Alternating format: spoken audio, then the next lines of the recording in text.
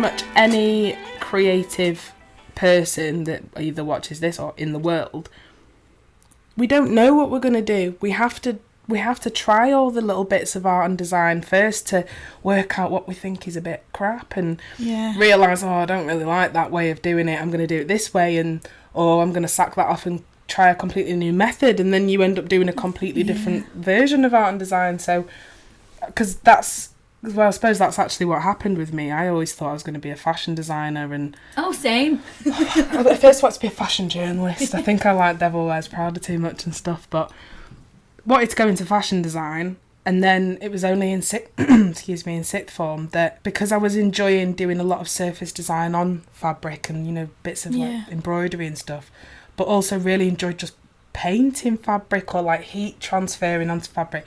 She said, you're going to be a print designer when you grow up. And I said, no, I'm not. It's a very strong focus, that, to just do like fabric design and stuff. But that branches out to not just fabric design, but also like wallpapers and like whole interiors, giftware, like everything. So then I started doing a lot of print in my final project at sixth form, and then I'd already applied for a print course on a whim, and then actually started falling in love with it, and now I do it for a living.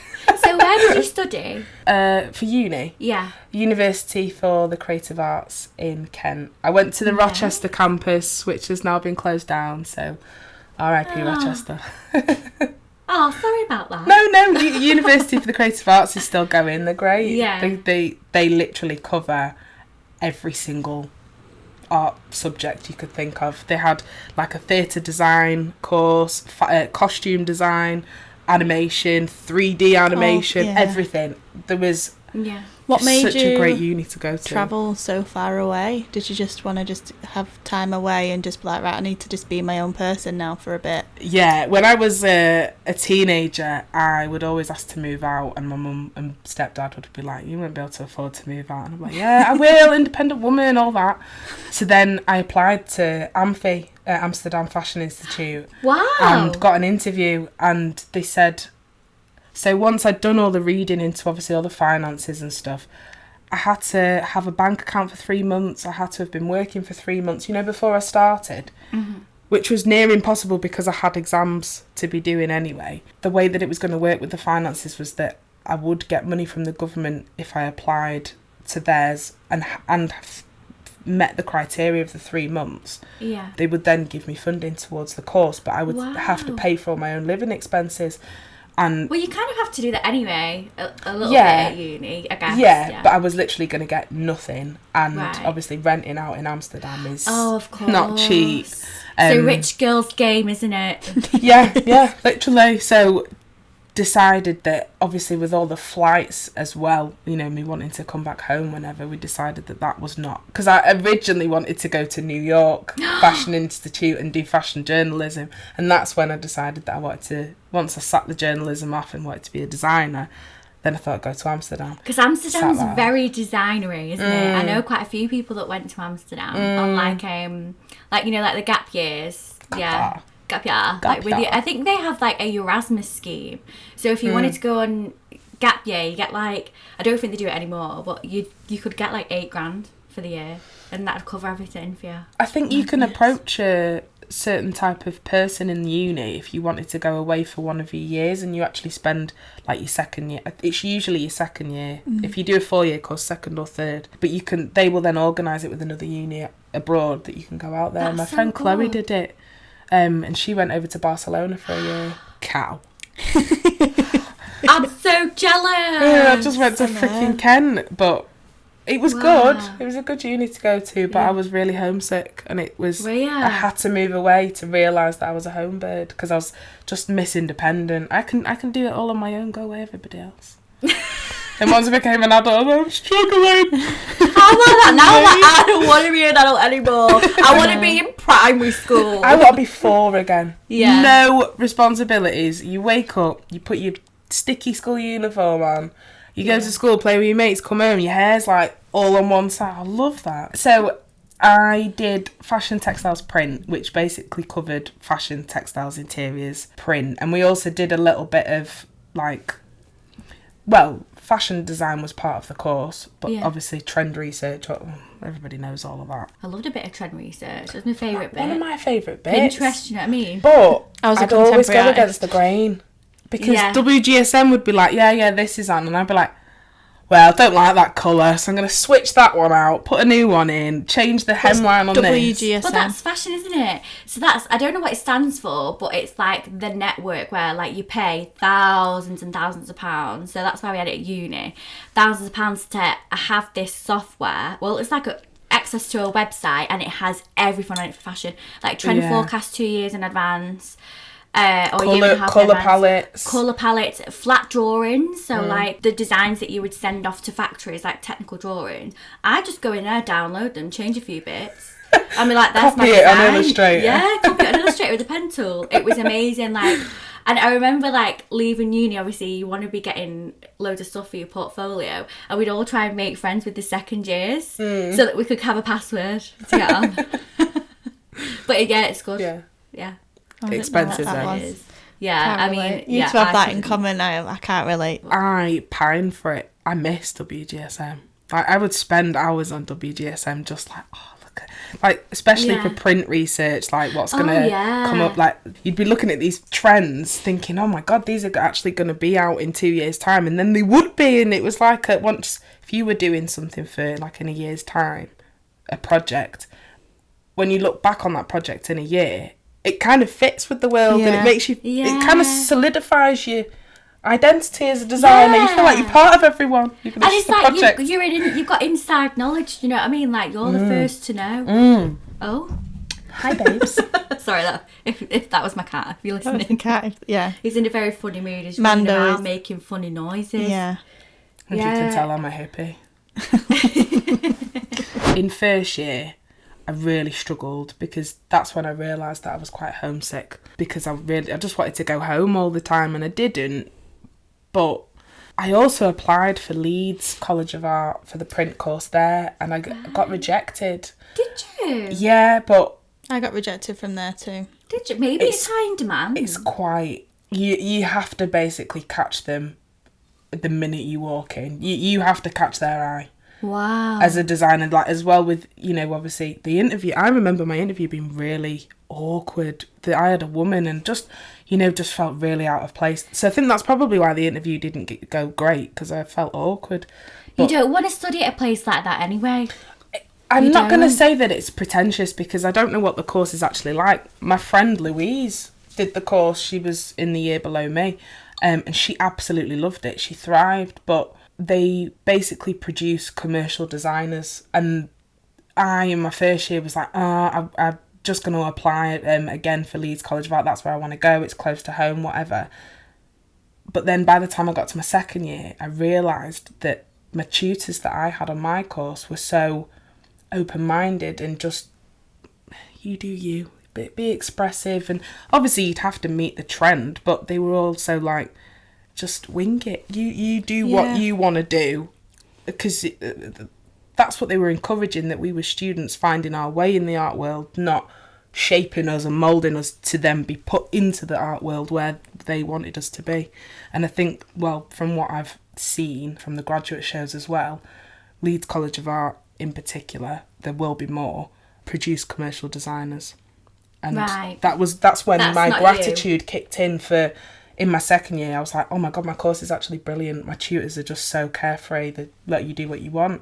Whereas some tutors would be like on other courses would be like, no, I don't think you should do that. Yeah. So that's what sixth form was like for me. That's why I moved out of sixth form and went into a BTEC course, even though like people around me were like, oh, you're going to go to just college out of sixth form. And I was like, I don't want to be a scientist. Like, I don't want to be a mathematician. I don't want to do these quote unquote academic things. I wanted to make art and do things that brought me joy, and I weren't getting any joy from it. So then when obviously I moved and people were like, oh, you're downgrading a little bit, aren't you? But I was so happy, and the freedom was there. And I think going back to what you said, it is the freedom and it's the allowing tutors that allow you to express yourself and find your way in the world and find your way as a creator and creative. But yeah, you need to find, like, going back to before as well, finding your way in the art world is difficult. So You have to do a lot of trial and error. And if you've got tutors that are only going to support you in that,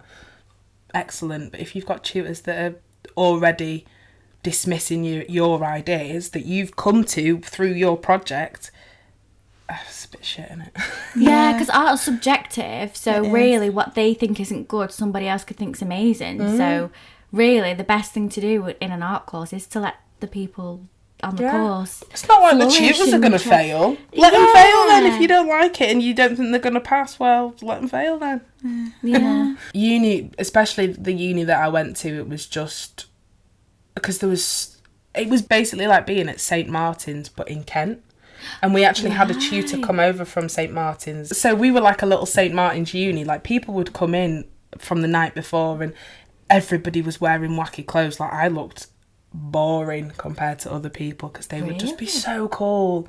It was such an expressive uni that I do feel like at uni, especially, well, obviously I was an art student, so you can tell who the art students, who the fashion students are by the way, A, what they dress, what they're wearing, and B, the mannerisms. And I don't know, I feel like you could spot someone off a mile away. See, I didn't think that at Leeds.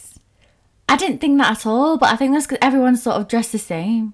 Like, yeah, I don't know. Maybe I'm just...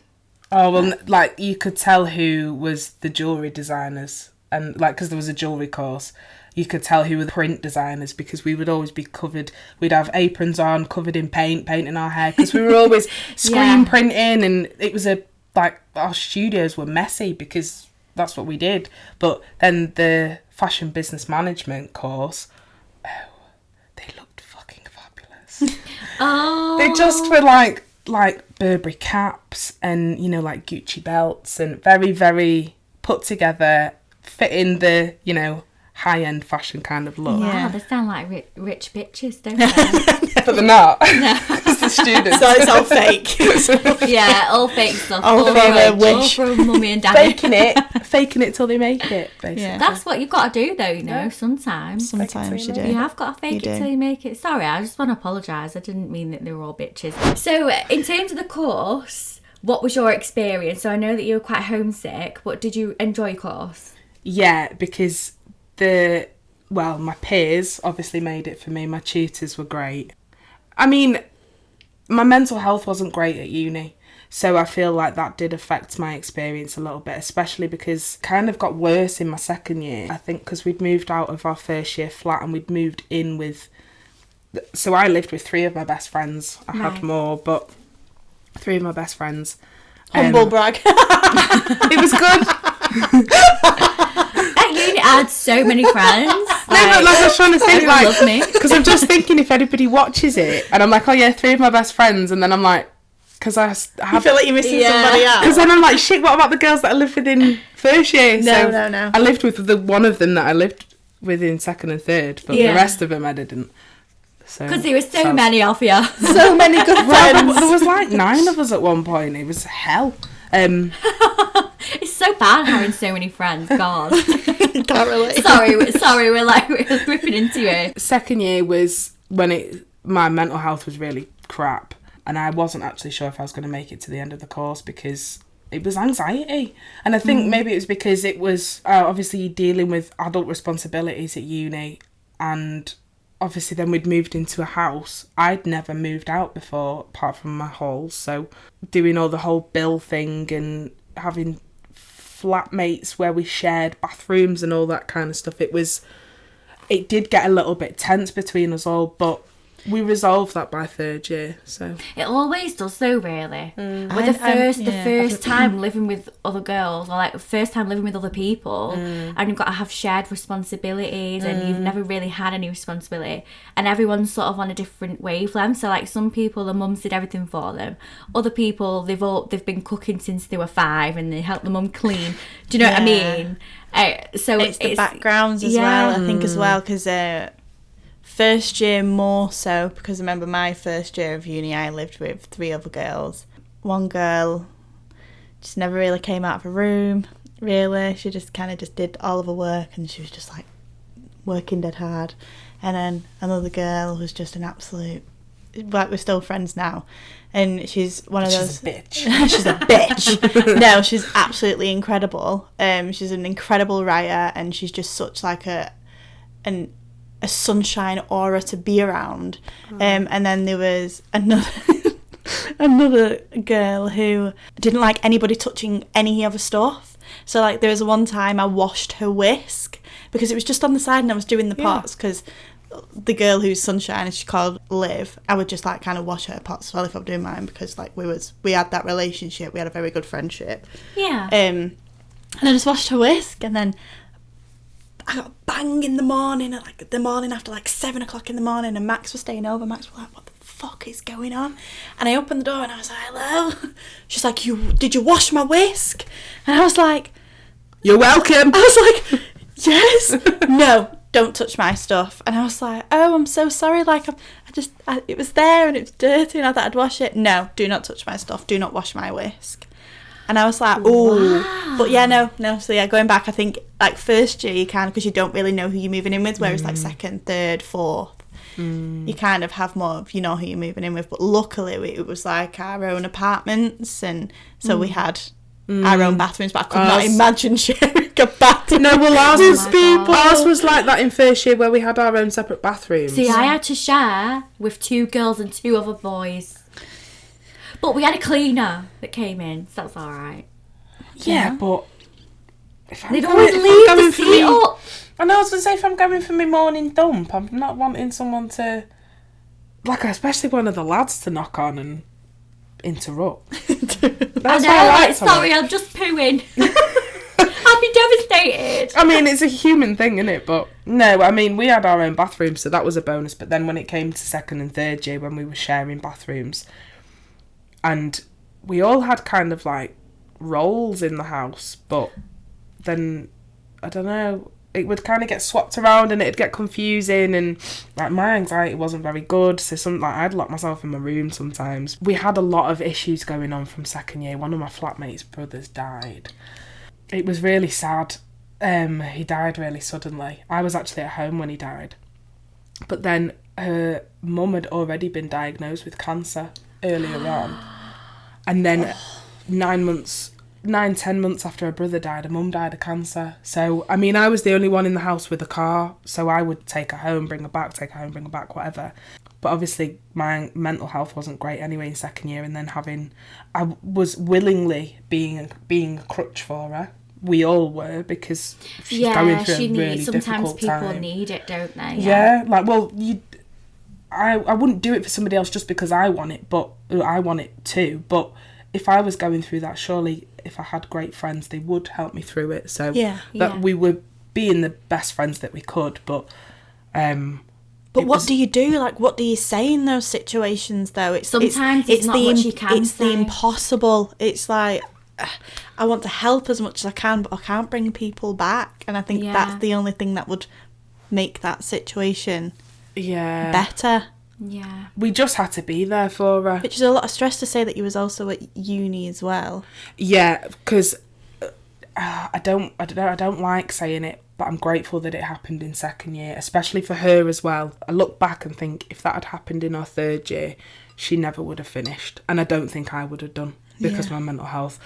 Like, I was quite close to her mum. I didn't obviously go and see them all the time, but there was one time when her parents had come and I was making like a rotisserie chicken, but I'd bought it myself thinking I could like season it up. I'm good at that now, but she was showing me how to chop it up properly, and it was like a proper mother-daughter bonding moment that my flatmate actually brought it up in the funeral, you know, when she was giving a speech, and I was like, I made this kind of noise. It was just because she was like a mum to me, even though I only met her a few times. So yeah. Oh, I've not even answered your question about the course. Go on now, it's fine. So, did you enjoy it? You enjoyed your course? Really enjoyed the course. Because of the tutors and everything? Yeah, it felt a little bit unorganised at times, but I think that's just artists. I think the tutors were well established, like print and fashion designers anyway, so yeah. I think that just being a scatterbrain comes with being an artist. So the course felt a little bit unorganised at times. I feel like all courses do. And as well, because I was on, obviously I don't want to make about me, but I'm just thinking, when I did a year as a college tutor, being on that side, I realised how much everybody is fucking winging it. Everybody's like, the modules have changed, none of us know, this has just been sprung on us, what do we do? So that's it. Like, then after going through that experience and then going back like to uni and thinking, you're as organised as you can be, because I know how many hoops you have to jump through for everybody. But yeah, no, I do feel like, yeah, because I would just email the tutors if I had any issues with, you know, like any questions, or I'd catch them whilst I was there. But some other people would get quite stressed with, you know, like they'd say, oh, next week we're doing tutorials, and then they'd get cancelled and we like move to another day, and it would stress people out. And I do get it, because some people were commuting, but yeah, I mean, that's how I am in life anyway. I just wing it, so I just wasn't too fussed. I'd just go with the flow, and then if we were to get in trouble because we'd missed something because of the unorganisation, well, then that's their fault. So you can't really, blame yourself for that, because it's their fault. It was first year that I realised that I was really glad that I hadn't done fashion design, because I really fucking hate pattern cutting after. I hate it. It's the worst part. Some people loved it, and I'm like, wow, I don't want to be you right now. Well, I thought I'd be quite good at it, because I'm very visual, and you know, like 3D things, I'm able to work that out, but pattern cutting is just another level of confusion, especially in second and third year. But in first year was obviously when we got introduced to it, and we had to make a toile of, do you know what a toile is? No, what's a toile? It's like the first draft of when you're making clothes, so you make it out of like cheap calico. Yeah. We made it out of this really thin material, and it was just, I can't even tell you. We had to make a record of how we made it, and I can't even tell you how we made it. I put a record together, and I still won't be able to follow it, because I just don't understand. So there's so many numbers, and it's you have to know about the weft and the bias and the. What even is that? Fuck knows. I do pattern cutting now for MimiFrizzles, but it's like cushions and we love that. Yeah, we don't love making. Do you know so yours was a shirt, which it shocks me, because that's like throwing you in the deep end. Mine was just a bodice, and we were like, how are we going to make a bodice in one day? What is this? Oh no, we didn't have one day to do it though, thankfully. We had like 12 weeks. Oh, thank God. One sewing session a week. Yeah. For like 3 hours or something. I hated that. Do you know what was good? I think it was in third year, we had to make a giant pillowcase, or like 2 giant pillowcases, and then make a dress or like an outfit out of it. So we'd be pinning it, and then like stitching little bits, and like you wouldn't have to make patterns, and that was my fave ever, because you just what's it called? Is draping. It like draping? Yeah. The fashion students at college do it, so they do the white shirt. It's called the white shirt project, and they're given a white shirt, and they have to make something out of this white shirt that is not a white shirt, which I always thought was dead fun, because I was like obviously painting my canvases while the fashion students were all doing like pinning them, and I was like, oh, it looks like like the Bratz movie when they're all like doing like fashion design. But I think that's why fashion was we are the era of Bratz, aren't we? So passion for fashion. Passion for fashion. And cheetah girls and all that. An obsession for dressing up. Gotta make it. I think that's what there is. I don't even know the words. Take on the world. You know what they say. Girls, I don't remember it at all. Do you remember there was that series? And there was like films. I used to get the films. And then there was that series that was like what's this, Bratz? 3D series. I liked, because I was obviously a little emo, Bratz Rock Angels. I had Bratz Rock Angels rollerblades bag, and I was like, I love this, it's so fucking cool. Did you ever get those heads where you could do the hair? Yeah. And I thought you'd always end up cutting the hair, and then you'd be devastated. Yeah. I used to do that with my actual little Bratz dolls as well. And one time, oh my God, sorry, I know we're going off on a massive tangent here. I got like, you know, the prom ones. Yeah. I got Chloe, and she was in this like gorgeous blue dress and like a black glittery two-piece, and I was like, this is the best one ever. I got it for Christmas on my birthday, and she had like glittery lipstick, and she was beautiful. She was like my darling girl. And that same day, my baby, her head fell off. I was like crying. I was like, Mom, her head's fallen out, and she super glued it. But like then she super glued it, her head couldn't move, and then it was like dead far down, so she was like this. I was like, it's not the same. But she wouldn't get me a new one. I was devastated. I know. Well, since having Lila's into Barbies, and like, 'cause she's a proper. I didn't think she'd become a girly girl, because I am a girly girl, but not externally, if that makes sense. Yeah. But no, she's massively into her Barbies now. 30 quid. 30 quid. I don't remember Bratz being 30 quid. I reckon they were about 15. No, Yeah, because I 12. Yeah, I remember. So there was Barbies. I didn't really like Barbies. I liked Bratz, but Bratz were expensive. And then this kind of middle range came out called My Scene dolls. I never got them, but I loved the advert. Yeah, the advert and the game online. I remember there was a Chelsea. The Barbies were like, obviously, your stereotypical beauty standard of a woman, thin, small head, blonde, blue eyes, white. And then She's a friend though, right? What's the friend in the series? Teresa. Teresa. Now they do. But then obviously Bratz, there was more variety there. Obviously still not as enough as what they should have been. But they were like bigger heads, bigger lips, bigger eyes, bigger feet. So they had like massive You'd boobs. pull the feet off, wouldn't you? Yeah. Off Bratz. I loved that though. But then, I like, loved it, and I love it. I remember it mixing and matching. Like, oh my god, Sasha's boots would look great on Jade.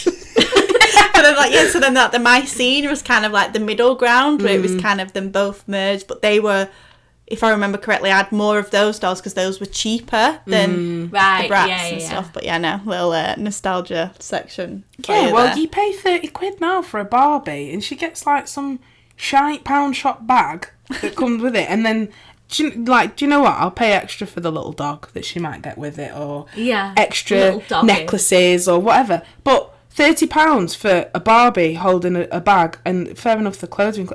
I just can't justify that. No, it is. That is outrageous. I do think it's expensive. I think toys have got expensive and they don't last as long, or is that just me sounding dead old? I don't think anything lasts as long as what it used to. No, it's planned obsolescence. That's the DT teacher coming out in me. Planned obsolescence. Oh, nice. iPhones and Androids actually built to fail. That's the point. Oh, I knew that. Yeah. I had a feeling about iPhones. Well, the batteries are built. Certainly, the batteries are built to fail. Luckily, though, you can. How do you know this? You can swap them. It's a fact. You can get a new one. Is this a fact? Because I did DT, and obviously was teaching DT. You have to explain why the parts are part of the planned obsolescence process. Because so they buy a new one. They use parts or materials that won't last. So you buy a new phone. Capitalism is ruining the world. Greed. Really Greedy quickly, bastards. just going back to the Bratz dolls, I thought for ages how great it would be to design clothes for Bratz dolls. Yeah. I would fucking love that. That's like the dream job. But I think that's where the fashion design comes in again, because you just... The clothes were mint. I would just dress them. I never even play with them. I just dress them. It's like when I'm on The Sims, I just dress The Sims. Do you? And make the houses, and then I'm like, oh, I'm bored now. I just build the houses. I've made you have a baby, and now I'm bored. That was it. But yeah, like I liked the build the houses. It weren't necessarily. I weren't really too arsed about what they were or what they looked like. I was really excited to build the house rather than the fashion side of it. Over a few years, I've literally I've not got it on my laptop right now because I need the editing software for the podcast. So I've had a break. I've got withdrawal symptoms.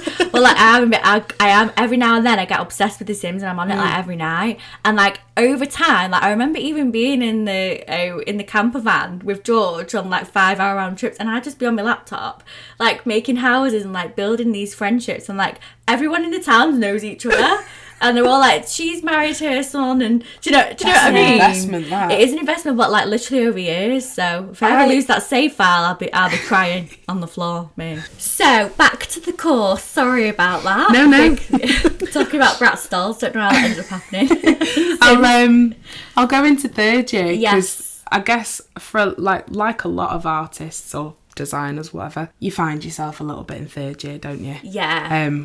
Yeah, that's when I realised that I'm not doing fashion anymore, sack that. Easy stuff, yeah, but decided to do for my final major project. I didn't know where I was going to go with it at first, but then decided to go into, theatre interiors. It was a bit different. Oh. Wanted to do interior design, and so I work really big. So in most of my projects, I had like an A2 sketchbook, which would obviously open out into A1. Always been a massive fan of cultural design and always wanted to honour other cultures. Did that, not honoured cultures as part of my dissertation, but my dissertation was on how to basically do cultural design without appropriating it, which is really, really difficult. Through that research, I can imagine you basically can't. You basically can't do cultural design without appropriating it. You have to just accept that as long as you can talk about the story behind the pattern or design or whatever it is, if you can honour the culture through being able to talk about it and mentioning it on social media or whatever, that's really the only way that you're going to do it, is to voice that they own it, but you're copying it without copying it. Yeah. So focused on my travels for my design side, and basically called myself like the travelling designer. That was my little thing, travelling designer. So didn't go with it all the way through, which I kicked myself for, but had basically started my sketchbook as a journal of my travels, along with all my postcards and all the extra bits. That's so nice because it's so personal as well. Yeah. Like you haven't just got a random design. Do you know what I mean? Well, I wanted it to be really personal. I wanted to, because I didn't know where I wanted to go after uni. After doing a bit of work experience, realised that I didn't want to stay near London. I didn't want to become like a commercial designer. I didn't know what I wanted to do. So just thought, right, well, focus on yourself this year. Just do it to your own heart kind of thing. But I've always loved tiles and, abroad. So did a massive... Oh, I love tiles. Yeah, did a massive... Basically, it was tile design focused. Like Spanish, Mexican, Portuguese, all the different kind of tiles. I'd play around with different patterns and then tile them, and ended up doing like an interior collection of full-scale murals on fabric. Add extra drawings in, put my old drawings in, and basically make the print look like a story in a way, but full scale. So one of them, I don't know if you come and see me at the markets, you'll see that I wrap a big silk and velvet blanket around me, and that was just a piece from my final collection, and that is the biggest story piece in a way. I really enjoyed that. Really found myself in my final year, realised that I just like playing around.